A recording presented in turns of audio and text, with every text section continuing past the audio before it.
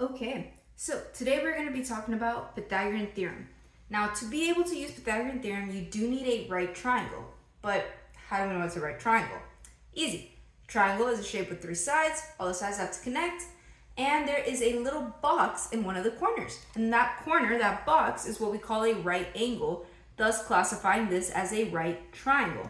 So if we look here at this first example, this would be my box. That is my right angle.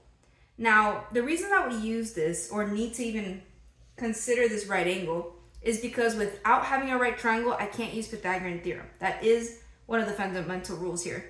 So when we're looking at a right triangle, there is a side called the hypotenuse, and that is the longest side of a right triangle. Now, there's a few ways to find it. One, if you have all the sides, whichever one is the longest, not too bad. But if we're using Pythagorean theorem, we're probably looking for a side, so we don't have them all. Another sure way is to look at that box and look at where it's pointing. So this box here, that corner, is pointing towards this side, and that lets me call this the hypotenuse. Your right angle will always point towards the hypotenuse. Another way to think about it is the sides that the box is touching are the legs of your right triangle. Henceforth, the sides that are not touching it would be the hypotenuse. So however you want to classify it is up to you. But hypotenuse, longest side, right angle always points towards it. So from here, let's talk about what Pythagorean theorem looks like. Our Pythagorean theorem is c squared equals a squared plus b squared.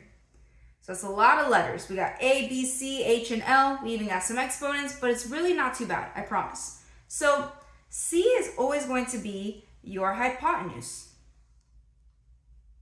So we know in this case, c is the side we're looking for. Now these other two guys here, a and b, are the legs.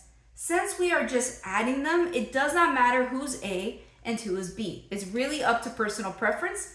I'm going to make 12 my a, 9 my b. If you want to do it backwards, you're going to see that there is no difference and you'll still be able to follow along. So we're just going to plug in these values. So for c, I'm going to be plugging in x. And that little 2, that exponent, should still be there because the only thing I'm replacing is the letter c. I did not replace the exponent.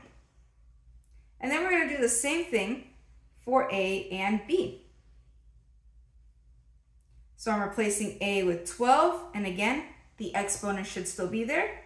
And I'm replacing b with 9. Hence, again, the exponent should still be there.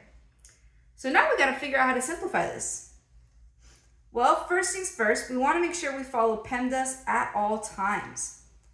So PEMDAS is just order of operations, but a nice acronym version of it. So P tells me I want to start parentheses. I don't have any.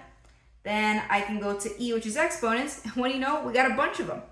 So if I square x, I'm just going to have x squared. So there's nothing for us to do there. But we can definitely do something with the other numbers. So 12 squared is 144. And 9 squared is 81. All right. Next, we got n and d, multiplication, division. That's not really happening right now. So we can go into addition. So we are going to add these two together. So x squared is going to be equal to 225. And that helped us sort of simplify everything. So now we got to figure out, how do we get x by itself? Well, if I am squaring x, the inverse operation or the opposite would be to square root. So we have to square root to cancel out that 2. Now we know in math what you do to one side, you do to the other. So we're also going to have to square root 225. And we are left with x being equal to 15. Now, you're not always finding the hypotenuse, even though this is the easier version. So let's look at one that's a little more difficult. So step 1 is always find the hypotenuse. So I'm going to go to my right angle, look at what it's pointing to, and right away, this is my hypotenuse, which I know in my equation, in my Pythagorean theorem, is c.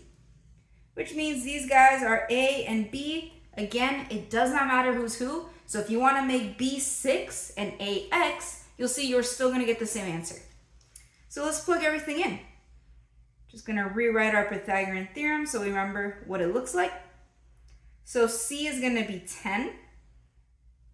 A for me is going to be 6. Feel free to make A your x. We'll get the same thing. And B is x.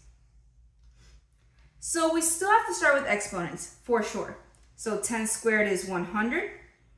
6 squared is 36. And x squared, we talked about in the last example, is just x squared. Now here, there's not anything I can combine on either side of the equation. 100 has no one else with them, so I can't combine anything. And I can't combine 36 and x squared because they're not like terms. So now we're doing our backwards solving. So we're trying to get x alone, which means anything on that side that is not an x needs to go. So right away, that 36 is not an x, it needs to go. So since we have a positive 36 that's being added to x squared, the opposite would be to subtract it. So we're going to subtract 36 from both sides of our equation. We're left here with 64 is equal to x squared. And now, just like in the last example, once I have an exponent of 2, to get rid of it, I need to square root. And that cancels out my exponent. And we're left with 8 being equal to x. So it does not matter which version you do, the steps are very similar. You just have essentially an extra step when you're doing one where the leg is the unknown piece. And that's Pythagorean theorem.